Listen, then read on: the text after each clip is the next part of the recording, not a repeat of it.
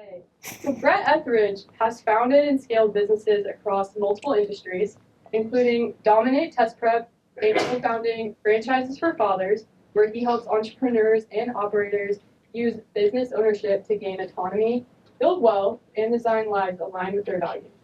Having stepped away from corporate America and built companies in various industries, Brett brings a practical perspective on what it actually takes to grow sustainable businesses.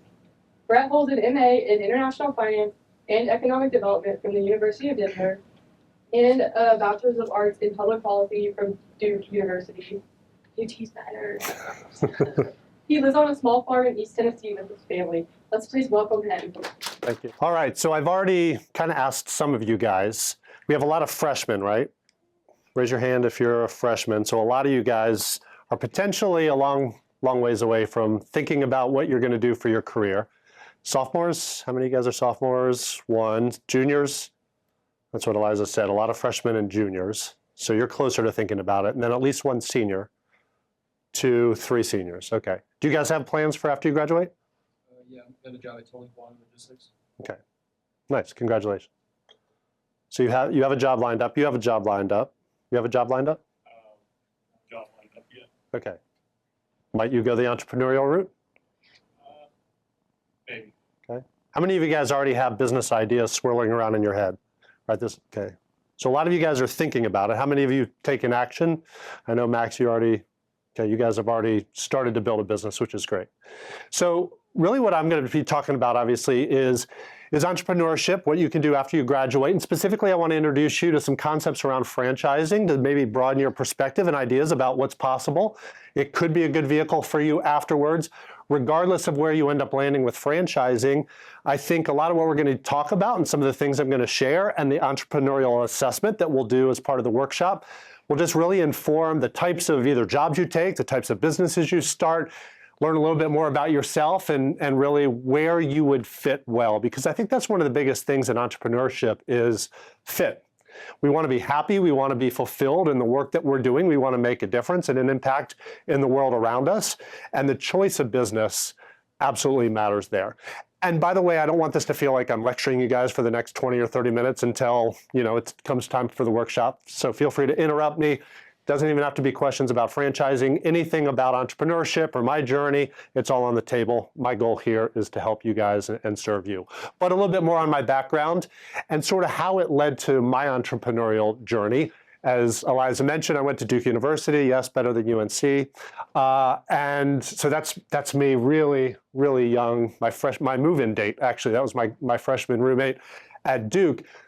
And when I got to graduating, so where some of you guys are, I didn't quite know what I wanted to do, but I already knew at that point that the traditional corporate route was not what I wanted to do. I had watched my dad have a heart attack at age 51. He was a trial lawyer. I thought I had wanted to be a lawyer, and then I started to question whether or not it makes a lot of sense to go that route with the stress and the hours and just the kind of lifestyle that he had from a working standpoint. And so I was already thinking about impact and making a difference and having a little bit more control over my time and income. And I knew that business ownership down the line might be there, but I wasn't sure what I wanted to do. So I went right into the Peace Corps after I graduated. And so it was a big decision because, like a lot of you, I watched a lot of my friends go off, graduate, and take their high-paying New York City investment banking and consulting jobs. And there was definitely a strong pull in that direction. Like the dollar signs were attractive. But more than that, it was just sort of what everybody did, right? Everybody was just going to the job fairs and taking their jobs and so forth.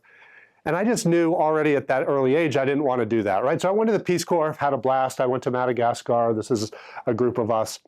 When I got back from the Peace Corps, needed to start to make some money and pay the bills. Didn't have any business ideas yet. So I worked in Washington, D.C. That's me at in my office in Washington, D.C., working for a startup PR and marketing firm.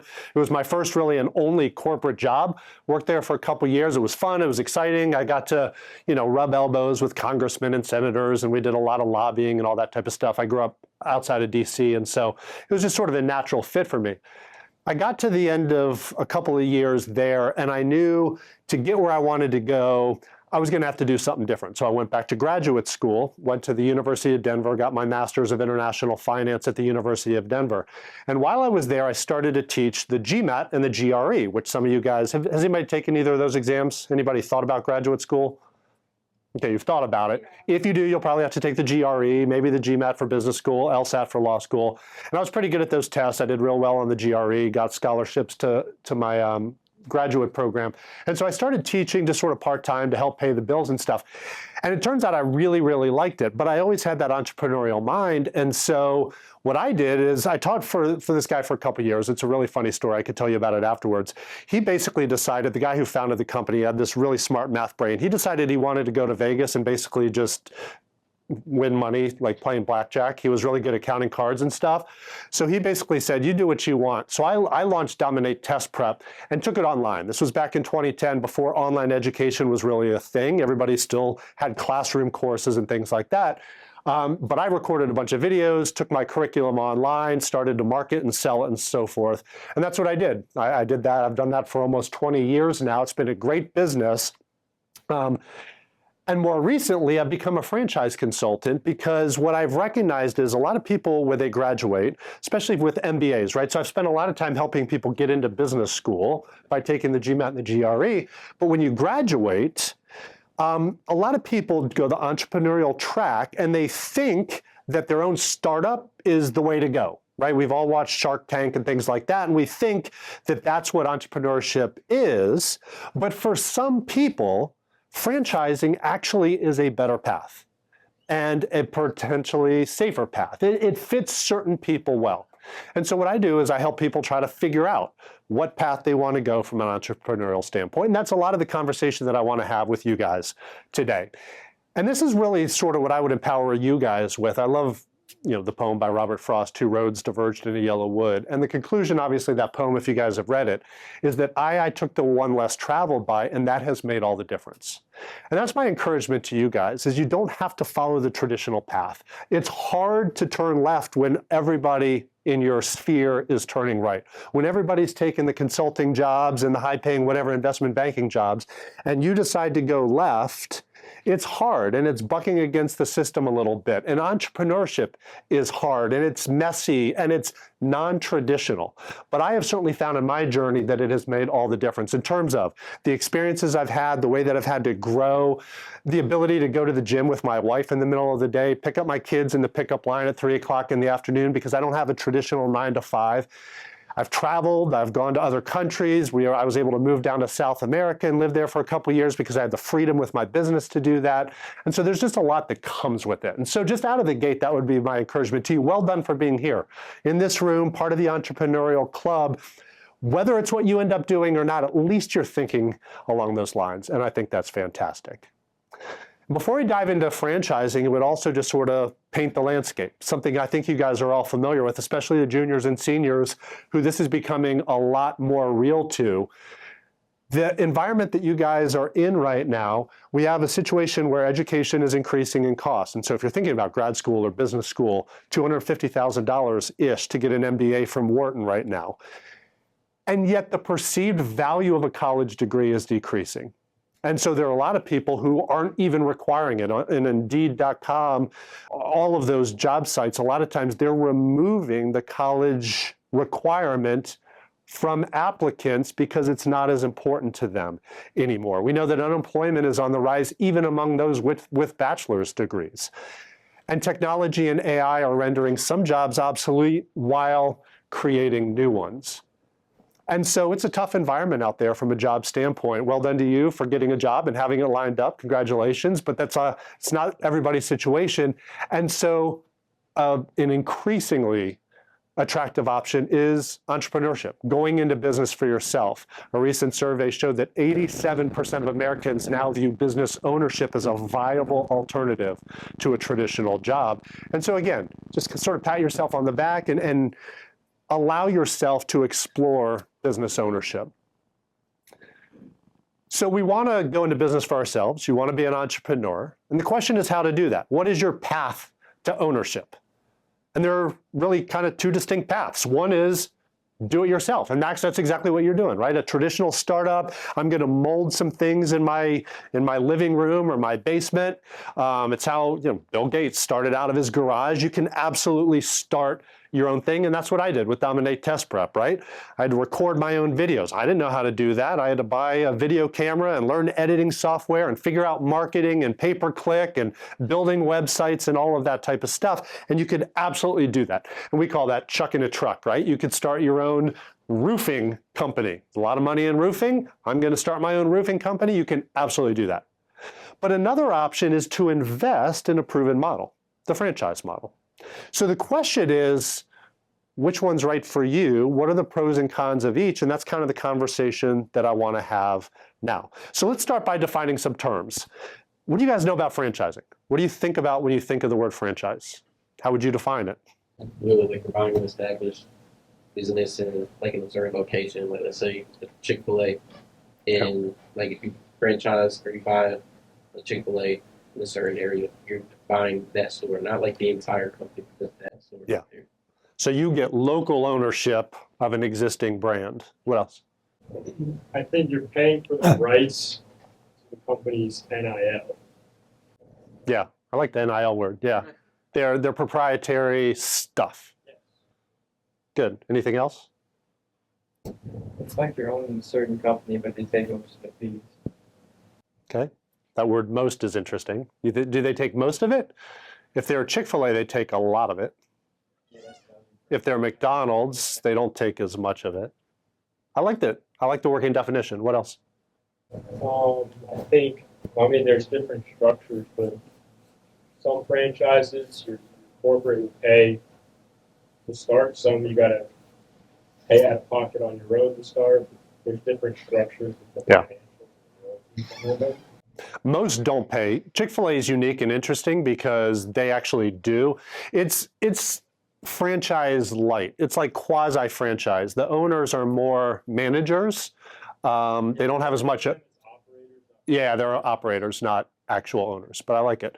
Here's sort of a working definition, and I think it just summarizes what you guys have said. Pretty accurate explanation for sure. That a franchise is a type of business arrangement where one party, called the franchisor, Chick-fil-A, McDonald's, whatever, they allow another party, you, the franchisee, to operate a business using their NIL, I like that word, but it's their stuff. It's what they have figured out. It's their logo, their trademark, their brand name, their products, their services, their systems, all of that. And in exchange for being able to do that, you're going to pay a fee. You're going to pay a fee and an ongoing royalty to be able to do that. Make sense? So the question is why? Why and when is it worth paying those fees and the ongoing royalties? And so that's a question that you guys would have to answer, but I think I could shed some light on that. And what types of people fit well in a franchise model? What are some, well, I'll just sort of summarize this and then I'm going to ask you guys another question. So this is Ray Kroc, the founder of McDonald's, right? And again, this is the idea. So he invents a cheeseburger, a unique type of a cheese. He actually didn't. He actually bought it from the person whose original hamburger store it was. But the point is, he sort of pioneered some things, figured out some systems. I think he did the drive-through and all of that.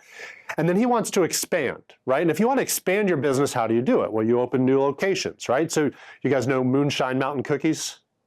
I think they had an NIL deal with one of the UT players, I think the kicker. I love them. There's one close. I love delicious cookies, right? Not the guy who missed the game-winning field goal against Georgia. No, the cookies are delicious, right? In fact, before they even opened, I went to a farmer's market and they were sort of giving away free samples and they were just about to open. And now they have multiple locations. So that's one way you can do it. You open in Farragut and then they have one in downtown Knoxville. I think they're opening one in Pigeon Forge. And that's called a chain, right? So they own all of it and they have to staff all of it or whatever. But what if they want to open a location in Denver, Colorado, or they want to open a location in California or Arizona? The franchise model makes a lot of sense. It says, let's allow John in Des Plaines, Illinois, actually buy the rights, and he can run a Moonshine Mountain Cookie. Nah, I don't know if Moonshine's going to franchise ever. Right now, they're not a franchise. But you get the distinction. McDonald's is. McDonald's decided to say, instead of Ray Kroc running 1,000 different McDonald's, we're going to let independent operators do it. So just summarizing what you guys accurately described. That is the franchise model. And there are a lot of pros, some cons potentially that come with it. What types of franchises are there? Do you guys recognize any of these brands? Pet supplies. So here's the point. A lot of people think the burger joints, Burger King, McDonald's, but there are more than 4,000 franchise concepts across 37 different industries. So college hauling junk is, Mathnasium, a lot of automotive ones, Urban Air we talked about, Molly Made a lot of people know, and so forth. But yeah, so the question is, so there's so many different ideas, and that's sort of what I wanted to, because I think we pigeonhole our thinking about what it is, and then we don't realize there could be something out there that would make sense for you. I was thinking about what you were saying about maybe you wanted to be a doctor, but there are there's like a physical therapy franchise, there are chiropractor franchises, so there's all sorts of things that you could tap into, and in all sorts of different industries, like 37 different industries. But I have these conversations all the time. Here's some of the industries I really like right now that I like them because I think they're AI and recession resistant. And I think that's a big question. If you guys are going to go into business for yourself, you need to ask yourself, is my product going to be rendered obsolete a year from now by AI? Is the service I'm providing something that ChatGPT could figure out how to do? Whatever it is, those are serious questions. And so number one for me is home services, because they're high demand, they're recession resistant. If your AC goes out in the middle of the summer, doesn't matter whether you have a job or not, like you're getting that thing fixed. You're figuring out how to get that paid for. And a robot's not coming in and dealing with the pipes under your house and so forth. So I think home services are a big one. Restoration is a big one because you can't control the weather, flood events, storms, kitchen fires. Somebody comes in and deals with all those types of things, right? So that's a great industry right now. Senior care, you look at the demographics of the aging population, and they want companionship, right? They don't want a robot. They don't want, whatever it is. They want somebody to come provide care in the home, deliver food, all those types of things. Pet care is a big one, and then vending. I mean, some of you guys are a long ways away, but could you have some vending machines earning some passive income even while you're in college? That's a really good business as well. So just a few industries to sort of highlight for you. How much does a franchise cost? What do you guys think? It is an investment, right? So, but here's the thing, and I want to hear what you have to say. All businesses take money to start. You guys are trying to win $10,000 because there's money that you need to spend to create your product and expand it and grow it. You have to do marketing, and all of that takes money, right? For me, I did it on a shoestring at the time, but I had to build a website and buy recording equipment and all that type of stuff. So there's always startup costs. How much do franchises cost? So you had a number? I'm pretty sure most fast food is between 10K to 30K, like down. For the franchise fee, yep. Are we talking about the franchise fee, or are we talking about? Just all. I'm curious what you guys think about. Depends. Yeah, it absolutely. Franchisee, and some of his franchises are 100K. Who you said? Who your dad is? My dad, yeah, and some range upwards of 2 million. Yeah. It depends on what type of franchise. Yeah, exactly. I mean, McDonald's about 1.5 to 2 million all in and so forth. So there's a franchise fee that you pay up front that buys you the rights to all the stuff. And then there are just the startup costs that any business is going to have, buying the inventory or the products or the van or the truck, whatever you need to run the business. So it does vary, right? So here's just and they range from home-based. So home-based are going to be cheaper because you don't need all the stuff. You don't need brick and mortar. You don't need a truck. You don't need you just operate it out of your house, right? And this is an actual franchise. And I'm driving around town. If you guys have seen those big yard signs, they're fun. And that's actually a franchise. It's called Card My Yard. And you can go all in for around $10,000, maybe up to about 18,000. There's some differences and stuff like that. But like almost anybody can get started with something like that, earn some passive income. It could be a side hustle type of a franchise. And you're leveraging their intellectual property and their ability to do it and market it and all that type of stuff. And then on the other end of the spectrum, this is one I really like, man. If I had the money to do it, I'd open one. I think it would kill in a place like Pigeon Forge or Nashville. It's called Midwest Shooting Center. It's like Las Vegas style shooting. It's really, really cool. But I mean, it could be $3 million depending on the size of the location. And so everywhere in between, right? And so that's part of fit. That's part of figuring out what would make sense for you. Now, I know some of you guys sitting here, you're freshmen, you're like, oh my gosh, how I couldn't even come up with $10,000, let alone $100,000 or $1 million, all right? So we can have this conversation offline, but there's lots of ways to fund your franchises, small business loans, and you can partner.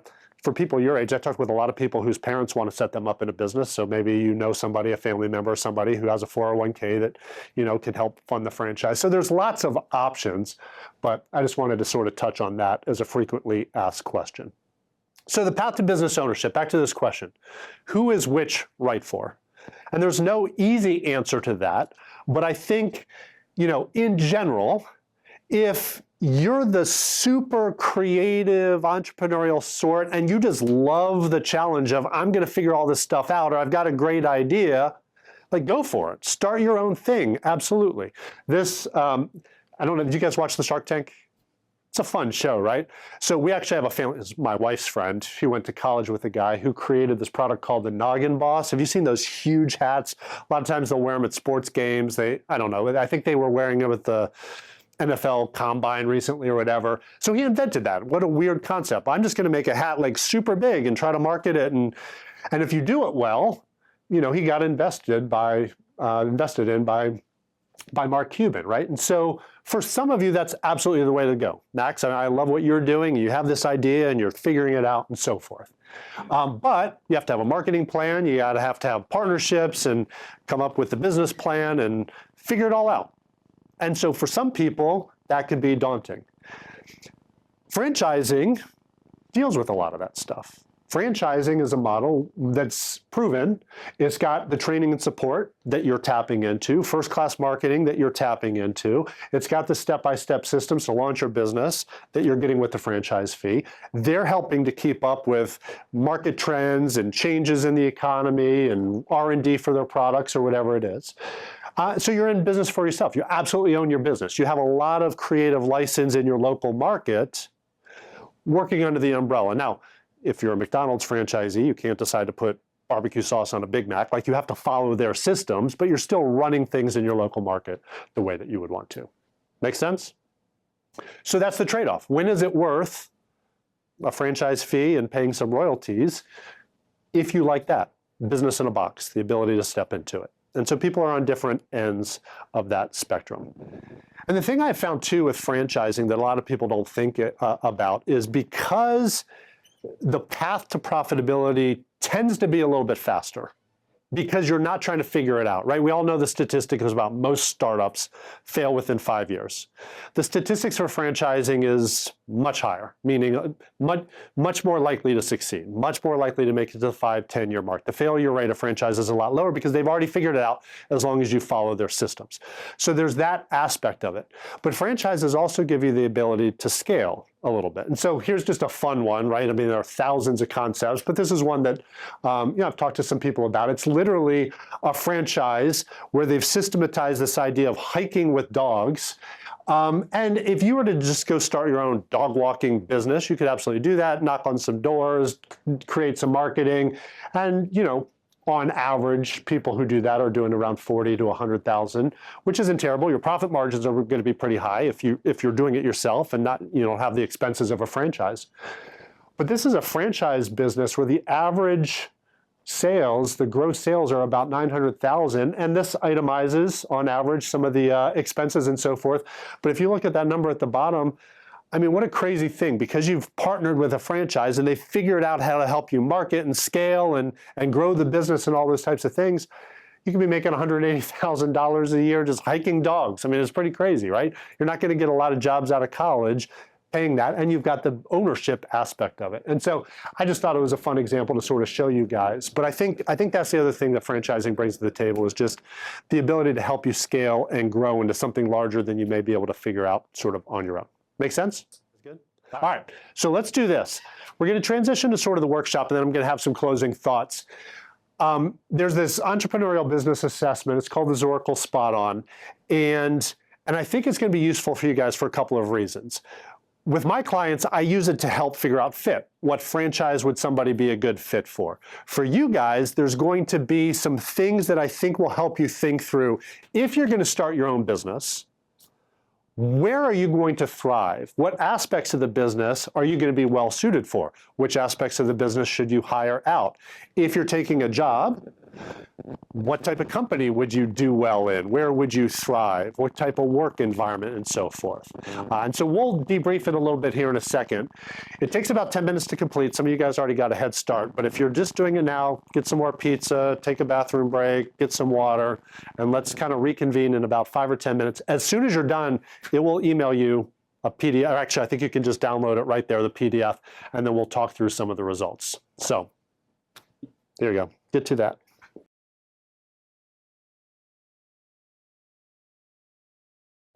All right, so let's sort of dive in then to the results. All right, so this is called the Zoracle Business Entrepreneurial Assessment, and the reason I like it is because it's an aggregate of 7 different sciences that I'm not going to waste too much time talking about. But I think it's unique because it pulls from a lot of different areas. Some of you guys have taken Myers-Briggs or the DISC, or what was the one you said you took to get in here? The Clifton Strengths. And so a lot of that's sort of built into this. And it's broken up into several different areas. And I'll tell you how I use it with my clients. I focus mostly on the values and the stages of growth and maybe a little bit on the work style. So if you want to know about some of the other areas, just contact me. I can send you YouTube videos and some things to better understand it. I think the report itself does a pretty good job of sort of explaining where you are and what you are in terms of the different culture or core competencies or whatever. But in terms of the values, let's start there. The values are important because you want your values to align with the organization you're partnered with. Whether that's a franchise organization, the franchisor, you want to share similar values. But even if you're going to go take a job, right, to the extent that your values align with the company's values, you're going to thrive. You're going to be able to scale better. You're going to be able to integrate with that organization better. You're just going to have better results overall. And so it's something to think about. And I know a lot of people just sort of take whatever job they can get, or they sort of like it, or I think I like finance, or but if you can step back big picture and ask yourself, well, what type of person am I? And I think the value speaks to that. And so there are 4 kind of quadrants, right?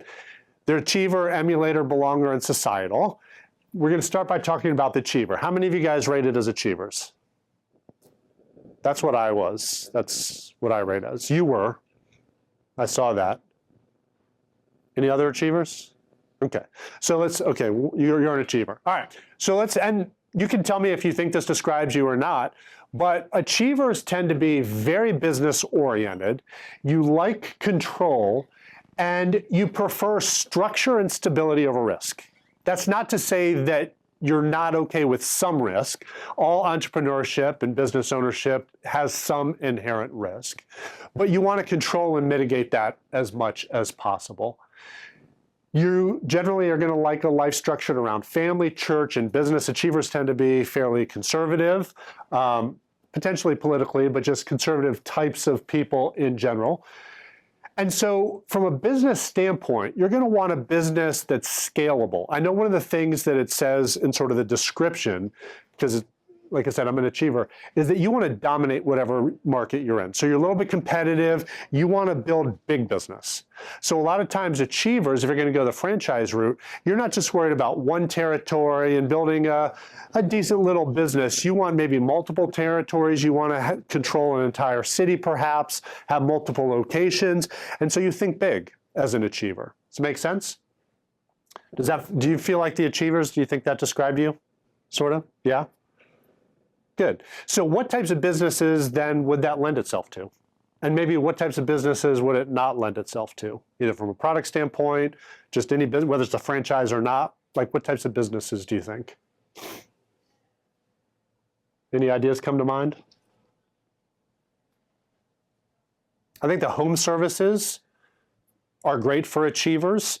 We talked about that earlier. So anything that's got a predictable, reliable product, a lot of times achievers want legacy.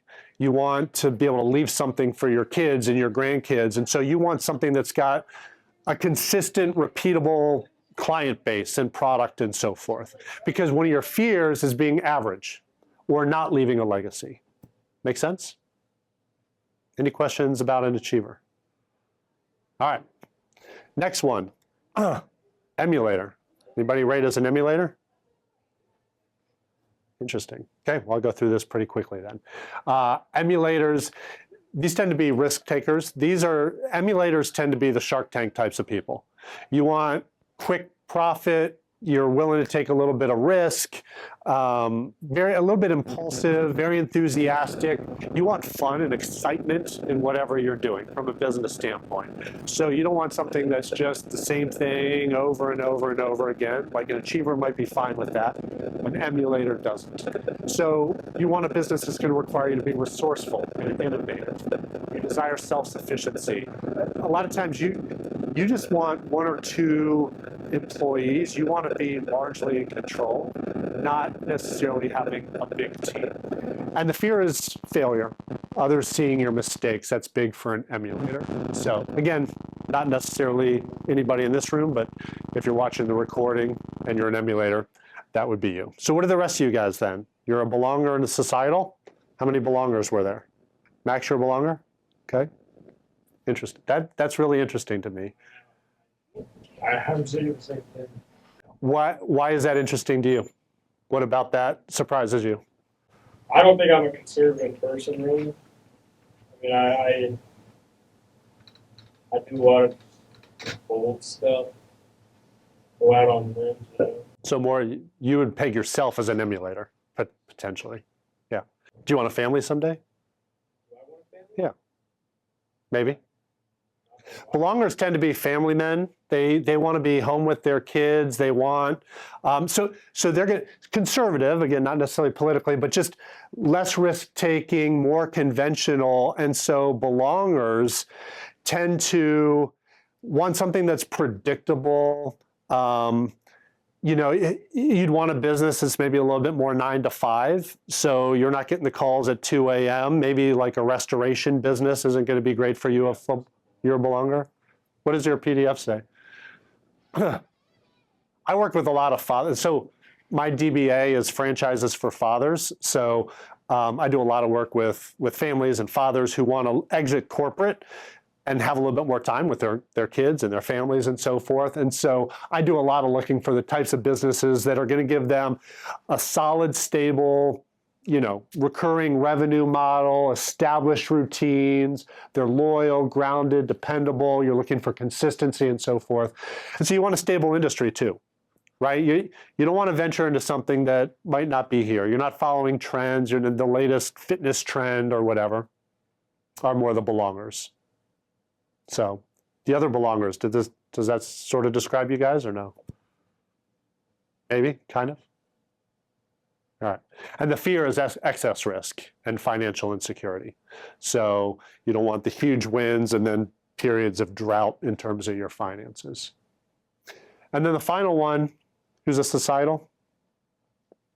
Do you agree that that sort of describes you or no? So a societal, they tend to be sophisticated, active, take charge. You like the finer things in life. They tend to make a lot of money, societals do, but they also really want impact. They want to make a difference. They want to feel that the work that they're doing is purpose-driven. Evie and I were talking, and she was talking about why she took her summer job, and she said she likes it, what she's going to be doing, because it makes a difference. My guess is she's a societal, just based on that one statement. You like to live rich, diverse lives, and so you have a wide range of interests, but you're going to want to look for a business where you can be an advisor, an educator, an advocate. So there are a lot of those types of businesses as well. But again, they're very purpose-driven. You're not just selling any old thing or having any old service. So whatever you do, again, if you're starting your own business, whether it's a franchise, whether you're going working for somebody else, you're just not going to feel as fulfilled if this isn't a part of what you're doing. So the fear there is not making a difference. Thoughts on that? What types of businesses come to mind for that? Any? Like personal traders. Personal trainers, yeah, that's a good one. What else? Nonprofits, yeah, that could be a good route for societals for sure. What else?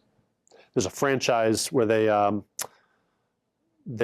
like public adjusters, and they literally fight to help people who have had, a major event, a house fire, whatever it is, get all that they're entitled to in terms of insurance money and stuff like that. So you're fighting for the little guy, that type of a thing.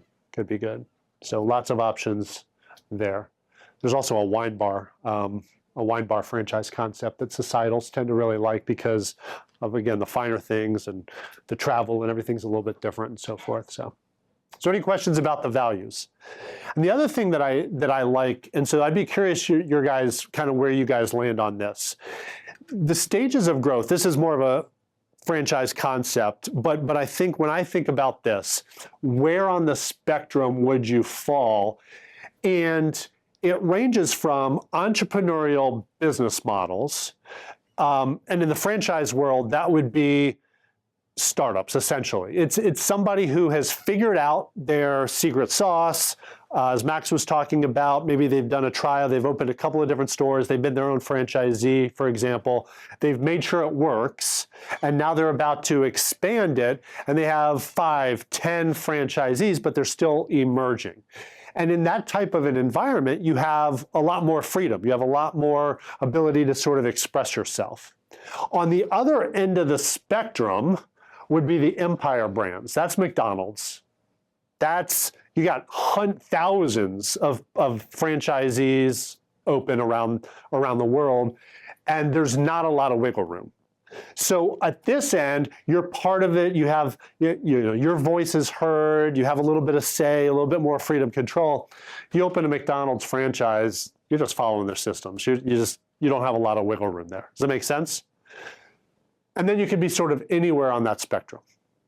All right, so I'm curious, how many of you guys, were most of you guys then sort of in the entrepreneur partner range? Probably pretty good if you're in the entrepreneur club. Were there any empire people? You're an empire? So it doesn't mean, it definitely doesn't mean you can't be an entrepreneur, but that empire people tend to be the belongers. Were you a belonger? What? Societal. You're a societal empire. So what that means is you tend not to like as much risk. So the reason empire brands are good is because you're tapping into something where the systems are so locked down and so buttoned down that there's a high likelihood of success. There's not as much risk. And so franchising could be great for you. Just something to consider. Because if you're going to be starting your own thing, if you're the Shark Tank type, you're probably going to be somewhere here in the franchise world. Does it make sense? So that's just sort of how I think about that and interpret that. Here's just really sort of my final thought. And I call it my life framework, and it sort of harkens back to what I talked about in the beginning. And I just like to talk to people, especially with you guys sitting here as you're thinking about taking your first jobs and what do you want to do with your life and career and jobs and whatever. I was voted most likely to succeed in high school, and it sort of gave me this weird sense of what then I think was expected of me and what I expected of myself in terms of what success was. And I think when I was voted most likely to succeed, I remember going back to my 5-year high school reunion, and this kid Ben came up to me and he goes, "So, did you succeed?" I was like, "It's been 5 years. I just graduated from college and I just got back from the Peace Corps."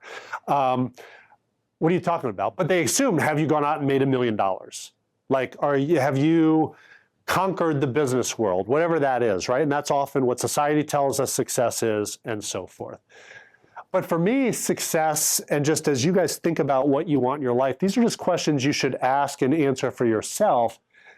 And the E is absolutely earnings. As you think about what you want in your life, I want you guys to make a lot of money. You might want to make a lot of money, provide well for your family, and travel the world. And certainly earnings we tend to think about as an element of success, to be sure. But money it's not the sort of the gatekeeper of whether it's not the only gatekeeper of whether you've succeeded or not. And so for me, I think fit is a big part of that life framework. Are you fulfilled? F could have been fulfillment. And I think you're most fulfilled when you have a good fit with the organization that you're in, who you're working for. Are you making a difference in the world if that's important to you? Are you in alignment with your values? Because if you hate waking up on a Monday morning, you just haven't really succeeded. If you don't have, enjoyment in what you're doing, you haven't really succeeded. And so I would just really encourage you guys to think a lot about fit. I have the Chick-fil-A sign up there because from a franchising standpoint, how many of you guys have thought about opening a Chick-fil-A? Like I looked into it big time. And so good luck. You got to kind of have to win the lottery to get a Chick-fil-A franchise. It's like 0.5% of people who even want one can get one.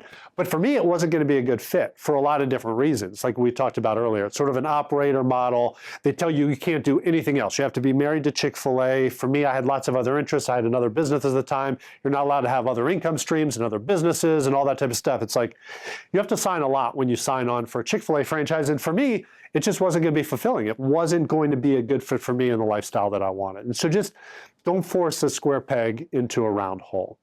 I is impact. And to me, that's a huge part. Whether you're societal, where impact is important or not, are you making a difference in the world? And I think for me, that's a big part of what success is as well. It can't just be about making about money. It can't be me focused. It has to be an impact, a life focus. And then the final piece is lifestyle.